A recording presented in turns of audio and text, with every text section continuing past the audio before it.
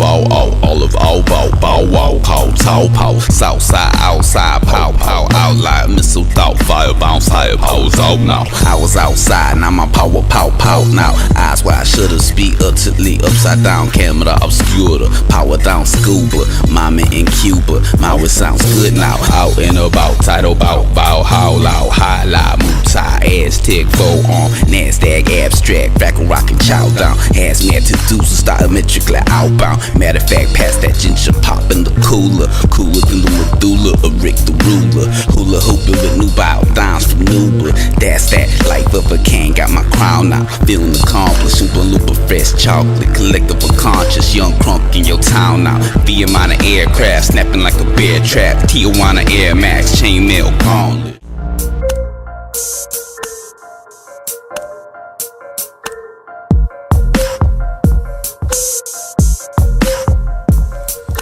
Big Bertha earthquakes, 100 dB, 90 BPM, heavy hitting them triplets, 100-sided dice, rolling 79 twice. Get ready, we bringing the jazz back with the rhythm, we're giving them influence on some Midwest liquid mission, tricky nicks and mixing, matching, scratching, rapping, action, Jackson making it happen, pap it, midi, patch it, map it with a pinch of magic, casting master sentences, with a gang of wicked vixens, listening close to us, flipping different widgets, mystic digits, coast to coast, pole to pole, folding time, golden time.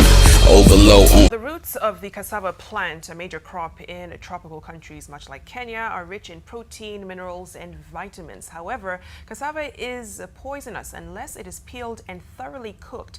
If it is eaten raw or prepared incorrectly, one of its chemical constituents will be attacked by digestive enzymes and give off the deadly poison cyanide.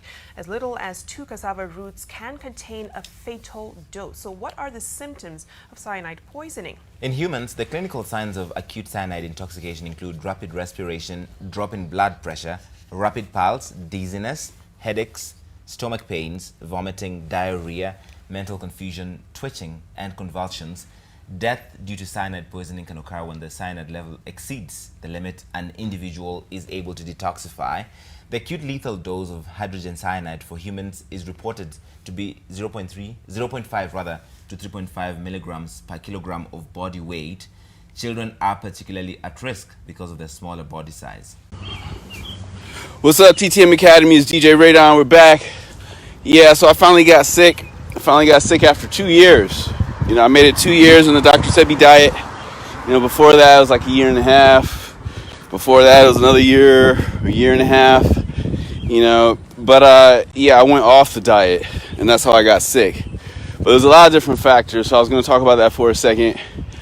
You know, so yeah, you know, I was celebrating because my homie Mental Stamina, we finally just dropped a join coin with the Minds Collective. You know, his coin just dropped, so, you know, I was celebrating. You know, I was eating a bunch of like pizza, vegan pizza, but still, nonetheless, you know, a warning out there. You know, all these vegan pizzas now, they're trying to switch, you know, because like back in the day, they used to use soy, which is obviously bad for you, soy cheese. You know, I don't F with soy cheese. But, you know, they all use this tapioca cheese now. You know what I'm saying? Like Daya and all these different cheese companies, they're all using like tapioca cheese. And, you know, so it's like tapioca, you know, if you look up another name of the actual Latin name of tapioca, of cassava, you know, because tapioca comes from cassava, is cyanide. You know what I'm saying? It's like we know, you know, apple seeds have, you know, traces of arsenic, and even white rice has, you know, most rices have different levels of arsenic. I believe basmati has probably the least amount of arsenic as a lot of the different rices out there. But yeah, so, you know, there's cyanide. There's literally cyanide in tapioca. You know what I'm saying?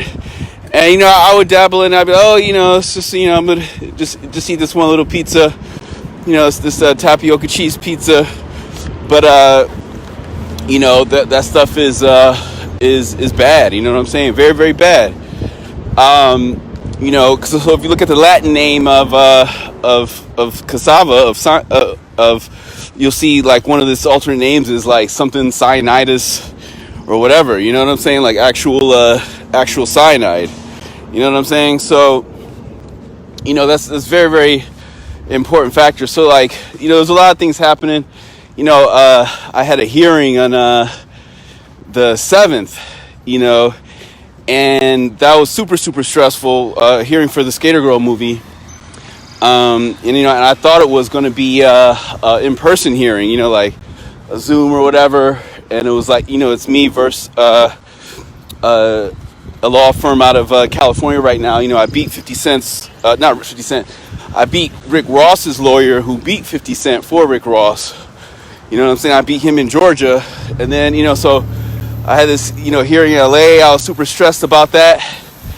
And so I just had this like crazy headache a couple weekends ago. And then I went to this hotel. And I was in Savannah. I was in Savannah and I was at this hotel in Savannah. And I got in there and there was still like some stuff on the bathroom floor. Like, they didn't clean properly, So, I might have got sick from the hotel not being cleaned properly. You know what I'm saying? Because sometimes they'll be like, oh, look, yeah, nobody, the sheets look clean to me. Look like nobody got on it, and sometimes cleaning people, take steps. I mean, not take steps, sometimes cleaning people skip steps. They'll be like, hey, it looks clean to me. So, there's a lot of different factors. I wasn't getting a lot of sleep. Sleep is, very detrimental to health, and I was trying to get to 2.5 years without getting sick, so I got to a year and a month, basically. I got to, because I think it was like the middle of March was the last time I had gotten sick 2 years ago, so I got to, 1 year, 2 years and 1 month, you know what I'm saying?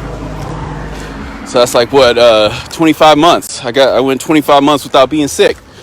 But yeah, so it's like I had a bunch of pizzas that week. It was silly. I was getting cocky. I was getting real cocky. I was like, oh, I wasn't getting sick. But yeah, and also the stress of the Skater Girl trial. That was really, really stressing me out. And that's even part of, what we're also suing for is not even all the plagiarism stuff, even just the emotional, turmoil that it causes. You know what I'm saying? Like in the lives of all of, the awesome actresses and people that took part in the film, in the creation of the film. Even, Dr. Gloria Perto, rest in peace. Shout out to Gloria Jean Perto up in heaven. But yeah, it was so this whole, lawsuit's been a very, very, stressful ordeal. And all those things combined culminated in getting me sick. So, I finally got sick again. And diet is a very, very important factor too, because it's like, lack of sleep, eating tapioca pizza. You know what I'm saying? It's like, just because something is vegan doesn't mean it's healthy, And that's why I've been on the, alkaline diet for years. I saw a big, big switch between going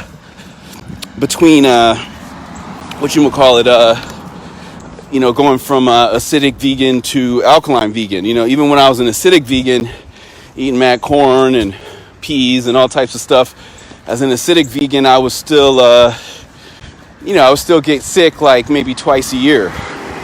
You know what I'm saying? As an acidic vegan. But once I switched to alkaline vegan, that's when the mucus stopped. And even this time, I, didn't have much mucus until the pollen hit. So the pollen hit me at the same time.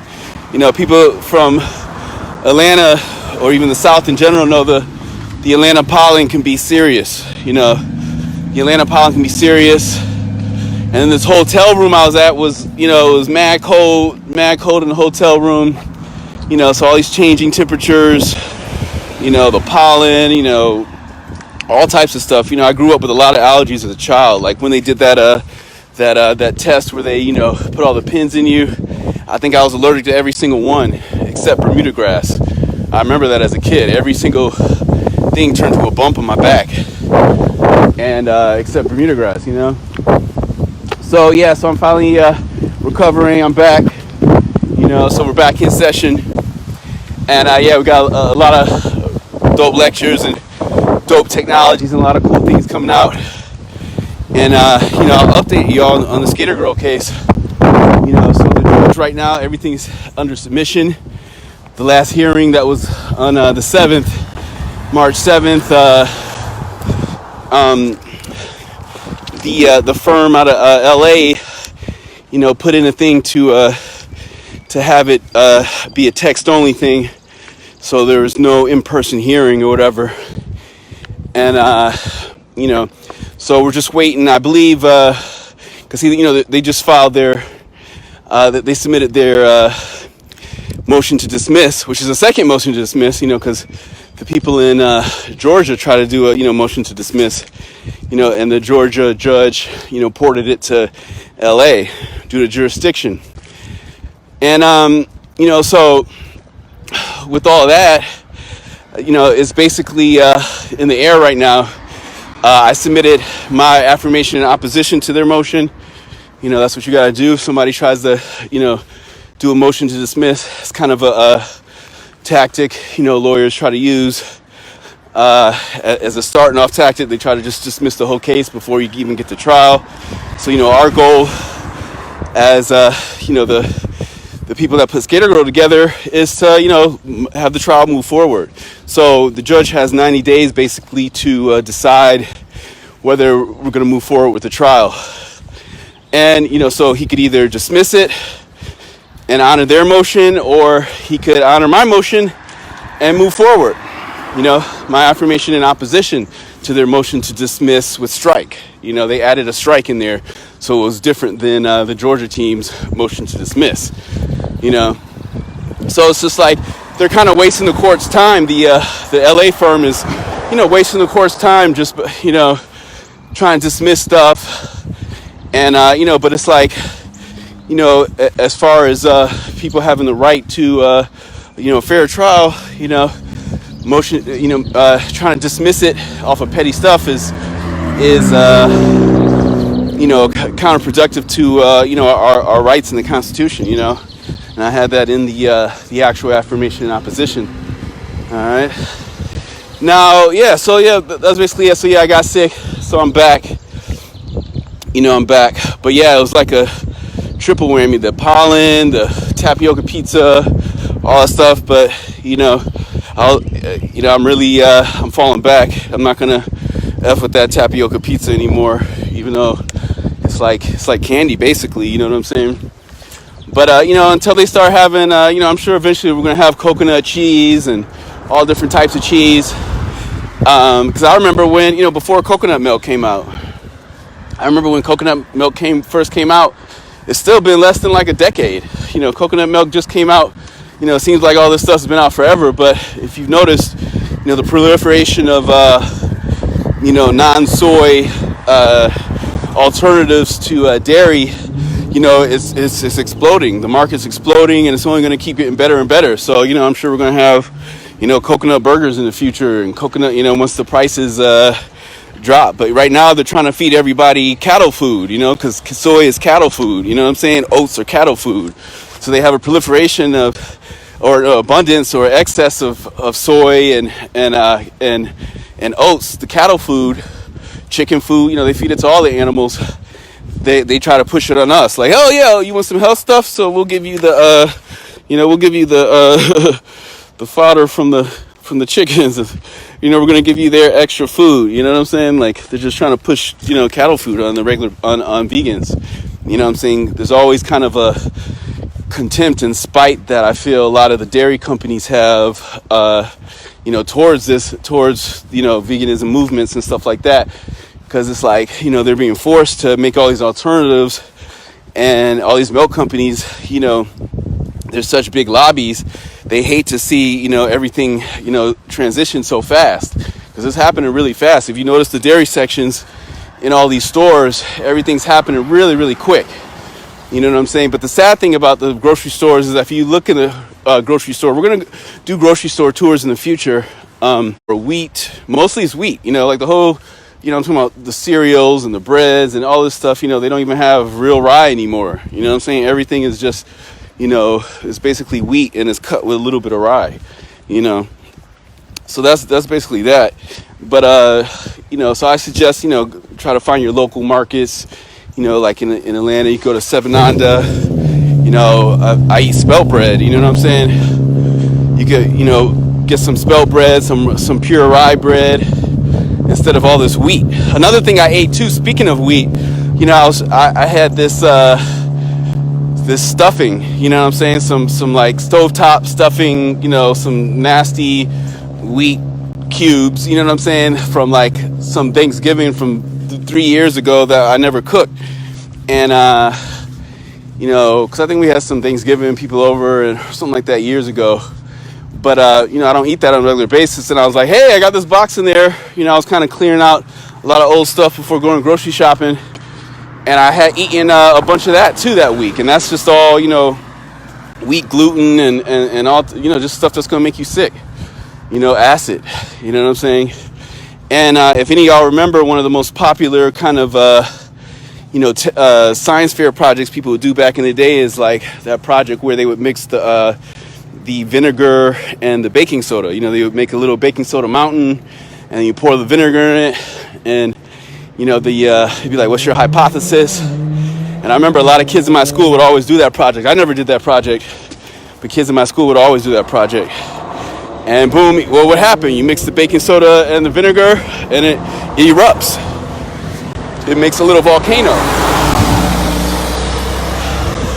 So that's what happens in your system. You eat some, your system's trying to stay alkaline, trying to stay regulated. And, you take some acid in, it's gonna fizz inside your body. You know what I'm saying? So that's why, I do my best to, eat as alkaline as possible. But it's hard, It's hard, especially if you're eating out, stuff like that. There's not many alkaline eateries. Oh yeah, I forgot to add. I had some 2 days before I started getting sick. I also had some red pasta sauce, and years ago I had stopped eating it, but I started up again. I started getting into the red pasta sauce, but no more. I'm done. No more red pasta sauce for me. I'll make my own vegan Alfredo, or because there's only like 2 vegan Alfredo things in the market, and they're both really whack. One of them is even horrible. You can't even eat it. But as far as alternatives, if you're eating pasta, I would say get some butternut squash like soup. Like they got them in the cartons.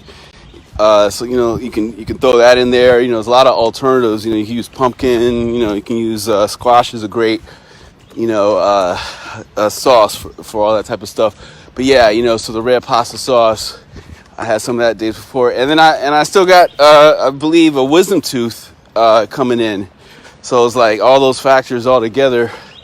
That pasta sauce agitated my wisdom tooth a little bit.